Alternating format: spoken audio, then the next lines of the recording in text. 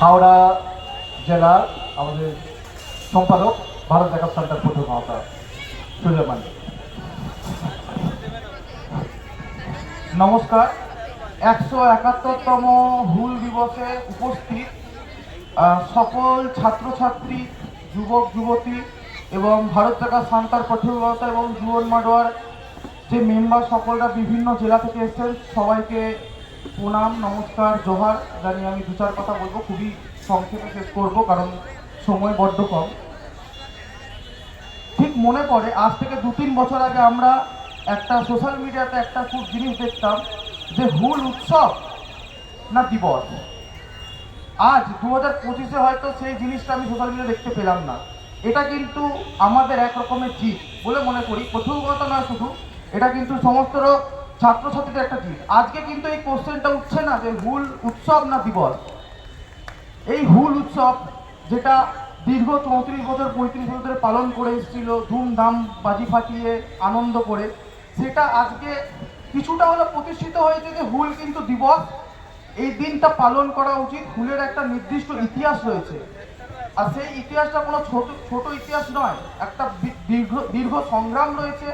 এর ইতিহাসটা আমার যারা আগে বক্তারা রয়েছেন তারা খুব ভালোভাবে বলেছেন, সেটা আমি পুনরাবৃত্তি করছি না। কিন্তু বর্তমান যে সরকার এই হুল দিবসটাকে একটা জনজাতির মধ্যে সীমাবদ্ধ করে দিয়েছে। আজকে যখন আমরা স্কুল কলেজে ছুটির লিস্ট দেখছি, গভর্নমেন্টের ছুটির লিস্ট দেখছি, সেখানে আমরা হুলের পাশে অনলি ফর সান্তাল কথা দেখতে পাচ্ছি। মানে সমগ্র ভারতবাসীর জন্য তো নয়, সমগ্র আদিবাসীর জন্যও নয়, শুধুমাত্র সান্তালদের জন্য। যেমন ধরুন খ্রিস্টানদের হচ্ছে ক্রিসমাস, মুসলিমদের ঈদ, বাঙালিদের দুর্গাপুজো, তেমন হুলটাকে একটা সাম্প্রদায়িক পর্যায়ে নিয়ে চলে এসছে, যার কোনো মানে বা ব্যাখ্যা গভর্নমেন্টও দিচ্ছে না, আমরাও বুঝতে পারছি না। আমরা যারা ছাত্রছাত্রী বা যারা যুবক যুবতী, আমরা একটু পড়াশোনার মধ্যে রয়েছি, আমরা এই ব্যাখ্যাটা চাইছি যে কোন পরিপ্রেক্ষিতে বা কোন বিশ্লেষণের মাধ্যমে এই দিবসটাকে একটা জনজাতির মধ্যে মানে বেঁধে রাখা হচ্ছে। হুল শুধু কিন্তু একটা স্মরণের দিন নয়, হুল কিন্তু একটা শপথ। হুল, এই যে আমরা কথা বলি, হুল কথার অর্থ হচ্ছে বিপ্লব বা বিদ্রোহ। আজকে সিধু কানু যখন লড়াইটা করেছিলেন, সিধু কানু শুধুমাত্র কিন্তু একটা জনগোষ্ঠীর জন্য লড়াই করেননি, তারা লড়াইটা করেছিল কিন্তু সমস্ত ভারতবাসীর জন্য, বা সমস্ত যারা ছিলেন তখন মানে অবিভক্ত ভারতবর্ষ ছিল তাদের জন্য লড়াইটা করেছিলেন। আজকে সেটা একটা জনজাতির মধ্যে মানে সেই জিনিসটাকে সীমাবদ্ধ করে সরকার কিন্তু আদতে তার অশিক্ষার একটা পরিচয় দিয়ে চলেছেন দিনের পর দিন। আমরা এটা নিয়ে দীর্ঘ দাবি করে এসেছি। আমরা এর আগে প্রথমতার তরফ থেকে গণ ইমেল করেছি, ডেপুটেশন করেছি, দিনের পর দিন কলকাতায় আমরা বছর পর বছর কলকাতায় র্যালি করছি। এই দাবিটা আমরা তুলছি যে 15ই আগস্ট 26 জানুয়ারি যেরকম পালনীয় ছুটির দিন মানে পালনীয় হিসাবে ছুটির দিন ঘোষণা করা হয়েছে, হুল কেন সেই জায়গায় যেতে পারছে না। মানে আমরা তো এমন নয় যে আমরা এটা বোঝাবো গভর্নমেন্টের কাছে। মানে রাজ্যের সবচেয়ে ভালো মাথা, ইকোনমিক্স, হিস্ট্রিশিয়ান সবাই রয়েছে, তারা কি এই জিনিসটা গভর্নমেন্টকে বোঝাতে পারছে না, গভর্নমেন্ট কানে শুনতে পাচ্ছে না?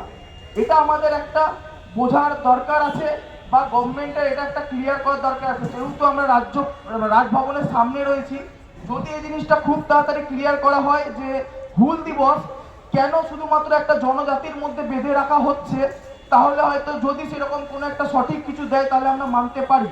কিন্তু আমরা যে ইতিহাস পড়ে এসেছি বা যে ইতিহাস শুনে এসেছি, সেখান থেকে কিন্তু আমরা এটা মেনে নিতে একেবারেই পাচ্ছি না। এই দিনটাকে পালনীয় ছুটি করতেই হবে।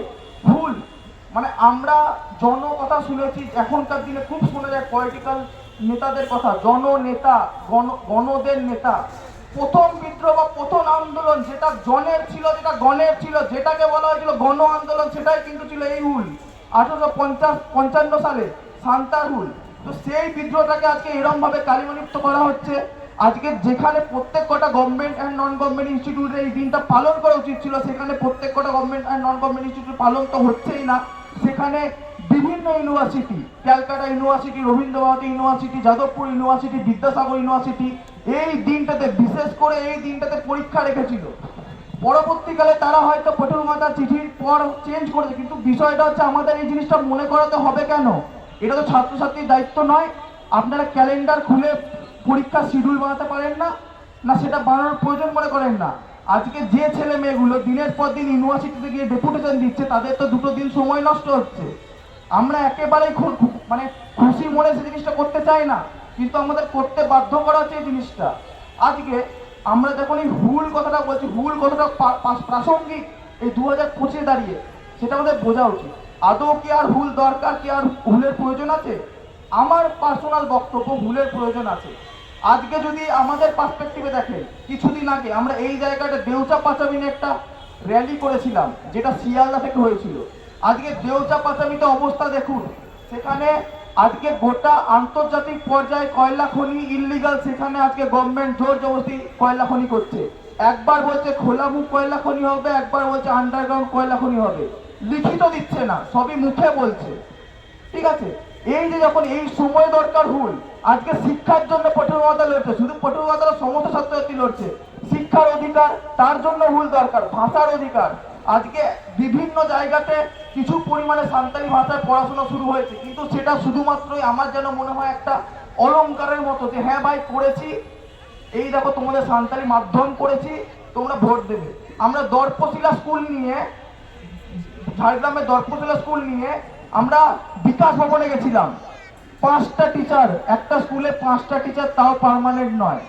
তারা প্রাইমারিও পড়ায়, তারা সেকেন্ডারিও পড়ায়। তাহলে ভাবুন একটা গভর্নমেন্ট স্কুলের অবস্থা কি। আমি স্কুলের নাম করে বলছি দর্পশিলা স্কুল। আমরা বিকাশ ভবনে এসেছিলাম, সেখান থেকে সদর্থক উত্তর না পাওয়ার পর কঠোরবার্তা জুবন মাডুয়ার ছেলেমেয়েরা ডিআই অফিস ঘেরাও করে, রাত 12টার পর ডিআই সেখানে টিচার নিযুক্ত করে। আজকে এই জিনিসগুলো যদি ছাত্রছাত্রীরা না করে, তাহলে করবে কারা? ছাত্রছাত্রীদের এগিয়ে থাকতে হবে। আজকে অনেকে বিভিন্ন সময় বিভিন্ন সামাজিক সংগঠন, বিভিন্ন রাজনৈতিক সংগঠন, সবার কিন্তু একটা করে ছাত্র ইউনিট রয়েছে, দেখে নেবেন। প্রত্যেক পার্টির ছাত্র সংসদ রয়েছে, ছাত্র ইউনিট রয়েছে, যুব শাখা রয়েছে। কাজ কিছু নেই, কোনো কাজ করে না, কারণ তাদের কাজ করতে দেওয়া হয় না। আজকে ছাত্রদের মধ্যে রয়েছে শিক্ষা, ছাত্রদের মধ্যে রয়েছে সচেতনতা। ছাত্ররা যদি এগিয়ে না আসে, অনেকে বলে, অনেকের মুখে শুনি ছাত্ররা আমাদের ভবিষ্যৎ। আমি বলি এটা মানে আংশিক সত্য।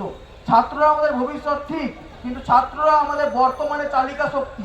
এই বিশ্বাসটা নিয়ে আমাদের কাজ করতে হবে। এবং আজকে যে এই বিশাল পদযাত্রা হয়েছে কলকাতার বুকে, পশ্চিমবঙ্গের রাজধানীর বুকে, এবং ভারতবর্ষের cultural capital city of joy কলকাতার বুকে, এই যে হুলটা হলো, কলকাতা আজকে শুনলো হুলের গর্জন। কলকাতাবাসী মনে রাখবে, আজকে যারা আজকে এটার জন্য হয়তো যানজট হয়েছে, কিছুটা অনেক লোকের হয়তো একটু খারাপ লেগেছে বা একটু অসুবিধা হয়েছে। আমার একটাই সবার কাছে, মানে আমরা যদি কারো অসুবিধা হয়ে থাকে আমরা ক্ষমা চেয়ে নিচ্ছি। তাও বলছি, যদি এই রাজ্যে যখন নেতা মন্ত্রীদের পুলিশ তুলে নিয়ে চলে যায়, তখন যদি একটা পলিটিক্যাল পার্টি আমরা সবাই চোর বলে র্যালি করতে পারে, তাহলে কি আমরা একটা বিপ্লব দিবসে একটা বিপ্লবীদের বা আমাদের শহীদদের কথা মনে করে, একটা স্মরণ করে কি আমরা 10 মিনিট বা 1 ঘন্টা র্যালি করতে পারি না? করতে পারি তো। আজকে যদি তারা আমরা সবাই চোর বলে, মানে তাদের নেতা চুরি করে জেলে আছে, সেটা সমর্থনে র্যালি করতে পারে, তাহলে আমরা বিপ্লবীদের জন্য র্যালি করতেই পারি। তাও যেহেতু আমরা ছাত্রছাত্রী ছোট, যদি কারো কোনো অসুবিধা হয়ে থাকে কলকাতাবাসীদের, আমরা ক্ষমা প্রার্থী। আমরা আশা করব, আমরা পরের বছরও করব, আমরা আশা করব এই পরের বছর হয়তো এই দিনটা পালনীয় ছুটি হবে। আমাদের সাথে সাথে শুধু আদিবাসী নয়, গোটা কলকাতা এইটাকে পালন করবে। সবাইকে অসংখ্য ধন্যবাদ। আমি আমার ক্ষুদ্র বক্তব্য এখানেই শেষ করলাম, যেহেতু খুবই সংক্ষিপ্ত সময়। সকলে সাবধানে বাড়ি যাবেন। ভারত জাগা সন্তান প্রচুর মমতা এবং জীবন মাডুয়ার তরফ থেকে সকলকে অসংখ্য ধন্যবাদ। জয়। অনেক ধন্যবাদ ভাই সুজয়কে। আমরা